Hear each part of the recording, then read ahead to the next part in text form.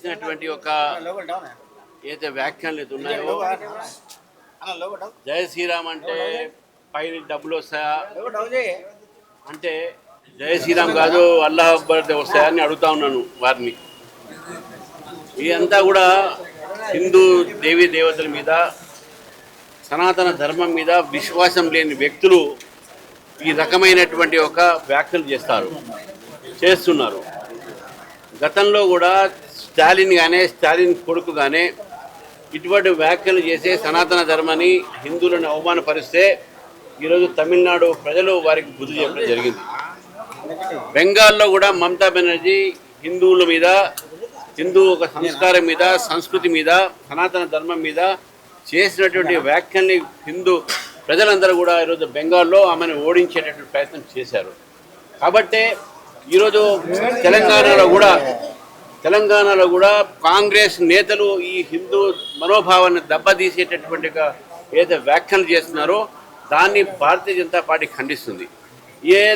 ఏ వ్యక్తికైతే దేవుడి మీద, హిందూ ధర్మం మీద విశ్వాసం లేదో, అవమానపరుస్తారో వాళ్లకు దేవాదాయ శాఖ మంత్రిగా కొనసాగటానికి వారికి అధికారం లేదు. దీనిపైన కాంగ్రెస్ నాయకత్వం, ముఖ్యమంత్రి గారు దీనిపైన నిర్ణయం తీసుకోవాలి. ఆ మంత్రి హిందువులకు, ఈ రాష్ట్రంలో హిందువులకు, ఈ దేశంలో హిందువులకు వారు క్షమాపణ కోరాలని చెప్పేసి కూడా భారతీయ జనతా పార్టీ డిమాండ్ చేస్తూ ఉంది.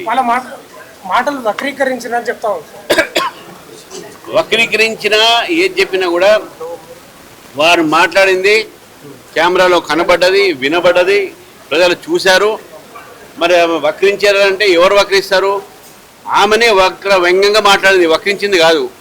శ్రీరాముడి మీద వ్యంగ్యంగా మాట్లాడింది. శ్రీరాముడు అంటే డబ్బులు వస్తాయా? నేను అందుకే నన్ను అల్లాహ్ అక్బర్ డబ్బులు వస్తాయా ఆమెకు నేను అడుగుతా ఉన్నాను. కాంగ్రెస్ పార్టీలకు ఓన్లీ అల్లాహ్ అక్బర్ ఓట్లు వస్తాయని నాకు కావచ్చు, కానీ ఈ రకమైనటువంటి ఏదైతే కామెంట్ ఉన్నాయో శ్రీరాముడి మీద ఇది చేయటం అనేది ఇక్కడ మేమే కాదు, ఈ రాష్ట్రంలో ఏ హిందూ కూడా ఊరుకోడు. సరే, సింగర్ మంగ్లీ బాధితుల పైన ఎట్లా ముందరగా తప్పకుండా అది కేసులు కోర్టులో ఉన్నాయి. తప్పకుండా ఎవరైనా బాధ్యతలు ఉన్నా కూడా న్యాయం జరగాలని చెప్పి చనిపోయినట్టు వార్తలు తప్పకుండా చాలా మన చింతించాల్సిన అవసరం ఉన్నది. తప్పకుండా దీని మీద దర్యాప్తు జరుగుతుంది కాబట్టి దర్యాప్తు సంస్థలు దర్యాప్తు చేయాల్సింది కోరుతాం. డిమాండ్ డిమాండ్ వాళ్ళు చేయాలి కదా, మేము డిమాండ్ చేస్తున్నాం.